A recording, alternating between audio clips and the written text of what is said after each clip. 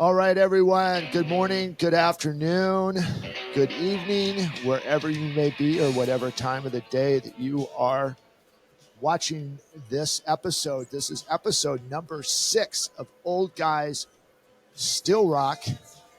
As always, I am located in beautiful Indian Wells, and on your right or on your left, which way this comes up to it, I have my very good friend and colleague of over 20 years, Brent Wright. He is located in beautiful Eugene, Oregon at his shop. So, hey, brother, how are you, my Good. man? Good. Yourself? Everything Yeah, good? doing good. Yeah, hey, dude, we're scratching and clawing like the rest of the United States right now, brother. It's we're good. We're fortunate. I came in this morning, and it's obviously with everybody, and I'm sure you're going through the same thing. It's just like just getting.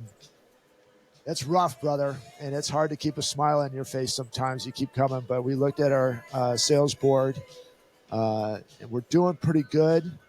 Can we be better? Absolutely. We're going to strive to be better. But I look at this and I also understand that there's a lot of different agents out there as well that may be as not as fortunate as us, or people that may not be fortunate. So it's a little bit of relief. It'll get me through today. How are you holding up?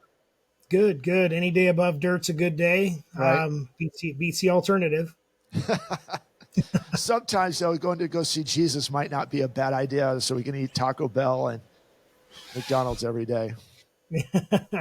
So anyway, what's going on in your world? I think that'll get you to seeing Jesus faster if you eat Taco Bell and McDonald's every day. I honest to gosh, dude, every time that I see those commercials, I swear that it is someone's version of like, we're going to kill off the human race because if you keep eating this food, it cannot be good for you. I mean, it looks absolutely amazing. And every time I'm watching, like, God, a Crunchwrap Supreme sounds so good right now. See, it doesn't even look good to me. It looks horrible. Yeah. No, so I know that looks good, but I'll never go and do it. So anyway, I broke down yesterday, and when I was at Trader Joe's, and I've just been hankering for Honey Nut Cheerios. So that's my dessert after dinner is a bowl of Honey Nut Cheerios with some fresh berries, and that's been like it's like ice cream for me. But whatever. You ought to get the Ninja Creamy and do Weight Nutrition. Yeah. Strawberry cheesecake protein ice cream out of the Ninja Creamy. Out of the Ninja Creamery.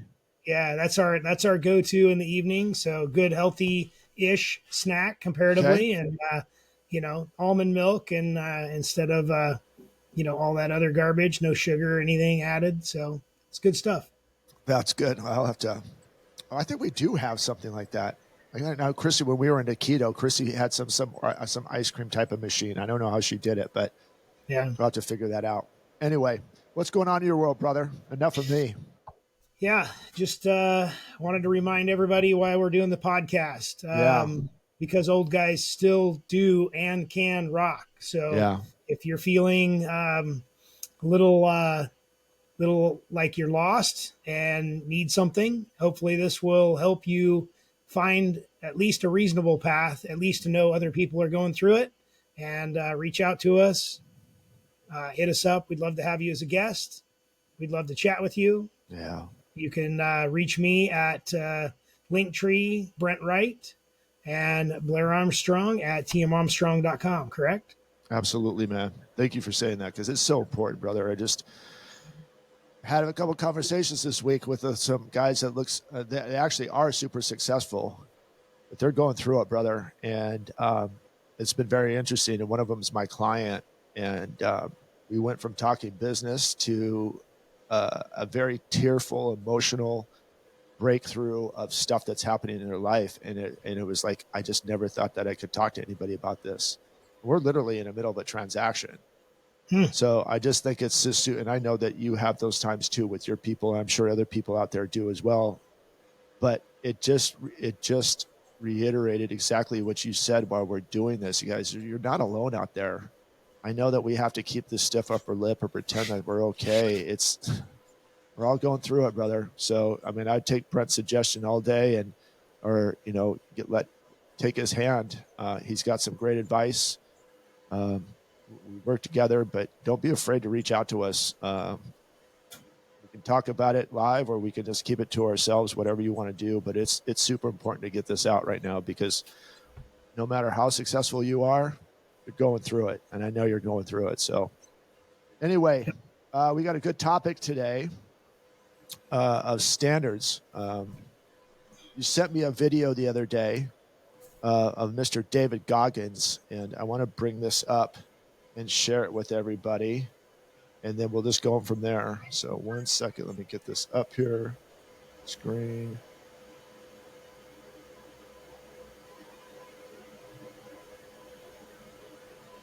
Leader is the longest job on the planet. And if you do it, you have to be up early. You have to leave late.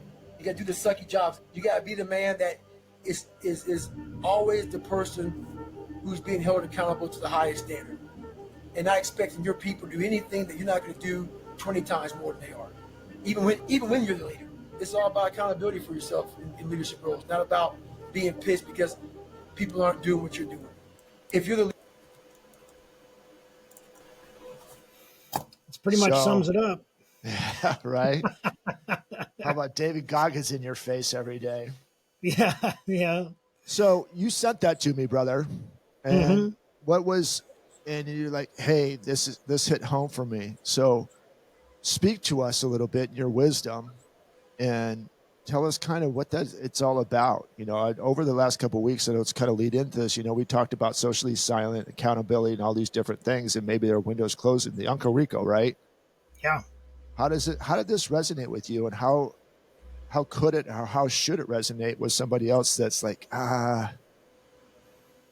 Well, it started out last weekend with a call, a courtesy call with a potential new client and his wife. And we're setting that up for weekly calls going forward.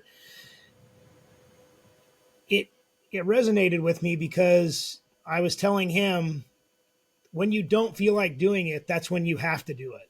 That's your standard. Your minimum standard is excellence. When you don't feel good, that's when you need to help people. When you don't feel like exercising, that's when you need to exercise. When you don't feel like eating right, Taco Bell. That's when you need to eat right. Right. And so it's standards over feelings. Andy Frisella says it best on his podcast as well. He reiterates it in several episodes, but it is standards over feelings. You know, when you're sore, when you feel like doing nothing but sitting on the couch, get up, get moving, give your wife a massage without the need. Give without giving, or give without getting. Give right? without getting. That's the key, right? So, you know, if it turns into something, cool, but don't expect it, right? It's the accountability part that David talks about, is holding yourself to the highest standard and then giving 20 times more and then expecting nothing in return. Yeah, you know, another thing, and another thing that it resonated, and I want you to carry on with this too, is you know, it's just like, we're still in a call for leadership. And I still think a lot of us, again, going back to what you said earlier, is we're here to walk along this path with you, because Brent and I and some other guys that are part of this are walking on this path, and sometimes we have to pick each other up. But what it said is, you know, if you're going to be a leader, doesn't matter how much money you make, doesn't matter how visible you are, doesn't matter what you've accomplished in your life, and you think, well, I'm good, still need to be a leader. And I think just don't get complacent, I guess, right? You know? Yeah.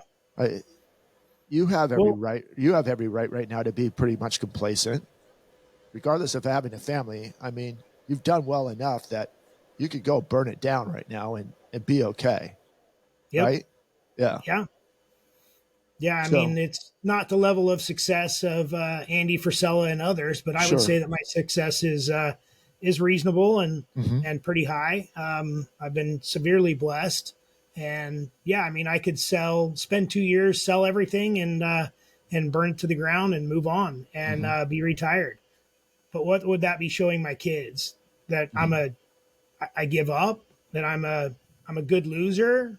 I don't want to strive for high standards every day. I mean, what's that going to show them? You know, yeah, dad's there every morning for breakfast, but he's also there every day at dinner and and all of that. But what's he do all day long, right? And so they know that I don't go to work because we talk about work being, you know, a place that you might go that might be bad. We talk about going to help people every day, going to the shop to help people, going to the office to help people, change the mindset. What about this, guys? Again, obviously, we're still we know we're going. And again, it's not making us any better than anybody else out there because there's a lot of guys out there that may watch this that are a lot more accomplished than we are, and we get it. Oh, yeah. But those guys who are 60, 70, maybe retired early at 50, again, 50, 60, or just retiring right now. I think there's a spot in time that maybe losing our purpose of kind of what was now, or losing our identity because our purpose was in our identity and our identity was in our job. And now that we don't have that job or retired anymore, we just feel like there's nothing for us to contribute. Yep.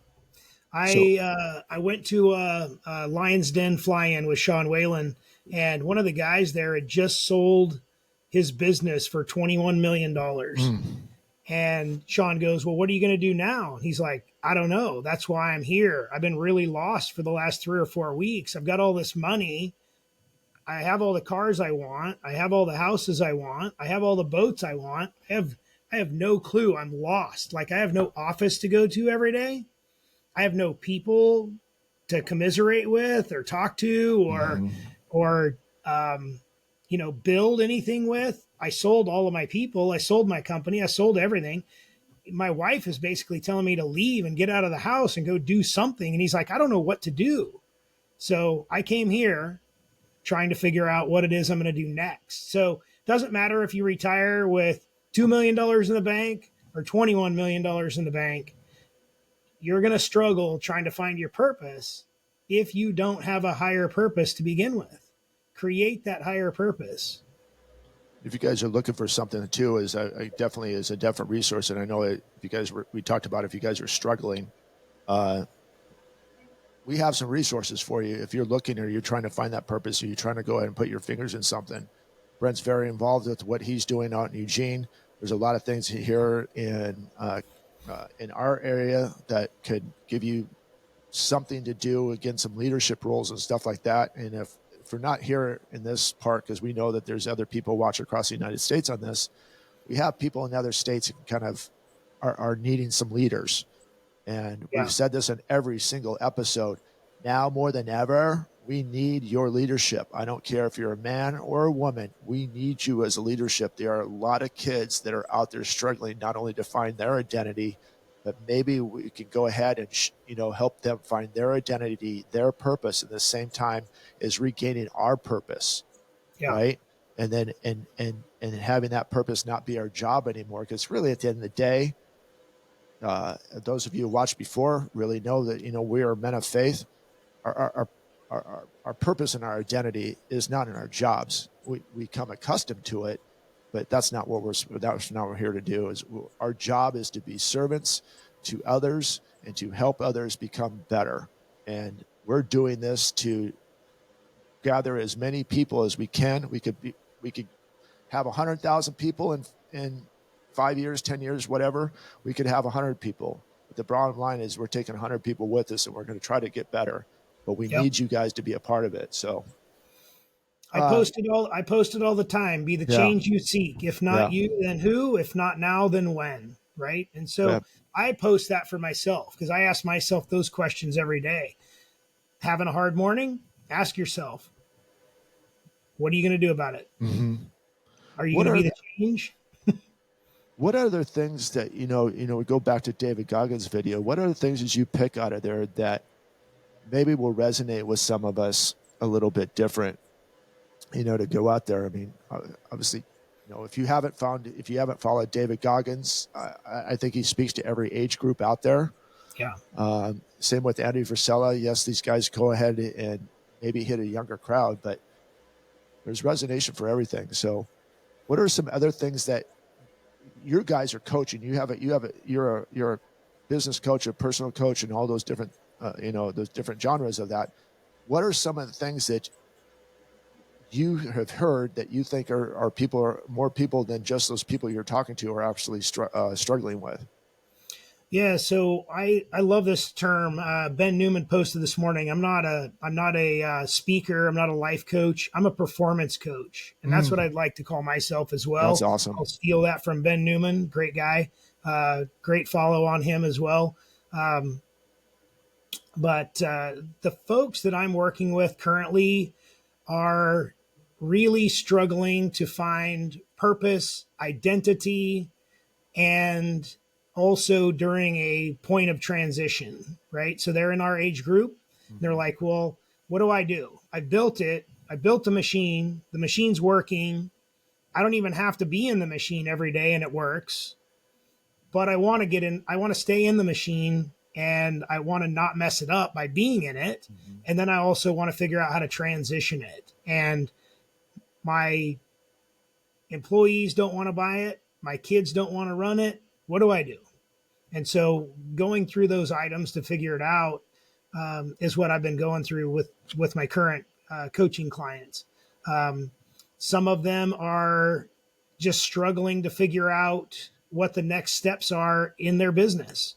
I'm either successful and need to know what to do next, like what does this look like? I had a plan to here and now I have no plan, right? And so, or one of my other clients is just starting a business and is trying to shoestring the whole thing together and wants to know what that looks like. I think the David Goggins thing really resonated with me because we always have opportunities to sell our soul for money and to sell our time for money and to sell our feelings for money, right? And the David Goggins video really hit me when he said, "Do what you have to do, even when you don't want to do it." Yeah. Right, and that is the epitome of standard over feelings. Right. And it can be applied in every aspect, whether you're negotiating a deal, whether you're negotiating for a salary, whether you're negotiating for a house or pick something that you're negotiating on. Are you willing to sell your standards over the feeling that you're going to get for an instant gratification? How, sticking with that, because this just popped in my brain, and it was just part of the conversation we had yesterday. How easy is it to sell your standard, right? This is my standard, but this is going to be an easier road for me. So I'll manipulate my standard to be more accepted instead of staying the path, right? We're seeing a lot of that right now. Oh, yeah. Society is just like, hey, you know, like, I don't want to ruffle feathers. This is what I believe in, and this is where I'm going, but this is a path of least resistance, and I'll just take I'll take a shorter path to do it, but I'll keep a little bit of my standard instead of all my standard. How detrimental is that, not to just the person, but society, when people negotiate their standard?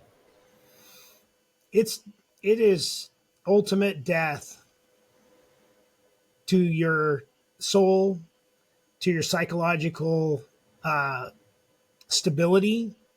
It will undermine all those aspects, in my opinion. And I think that if you sell your standards for the instant gratification, that the next step might not be imminent death, but you might start feeling the effects of it as you move forward. And ultimately, you're going to look back and say, why did I sell my soul for so bloody cheap? And it's not to sell it for more money, right? Right. It's that you sold it for the instant gratification. Right. And what's that going to cost you? Can you look at yourself in the mirror? Can you sleep at night? Is it debilitating to you physically, mentally, emotionally for a long period of time because you look at yourself in the mirror and you're like, why did I do that? And so I would caution you and ask yourself, as you go through those thoughts and those processes, to define what your standards are first. Write them down if you need to.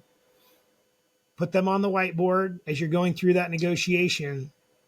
and remind yourself in every step of that process why you're doing what you're doing, who you're doing it for, and if it's really worth the cost, the ultimate cost.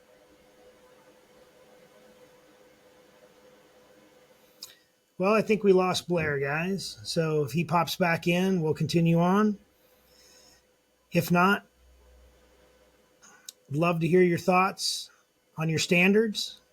Love to hear your thoughts on a time when you took standards over feelings, or feelings over standards, or the instant gratification.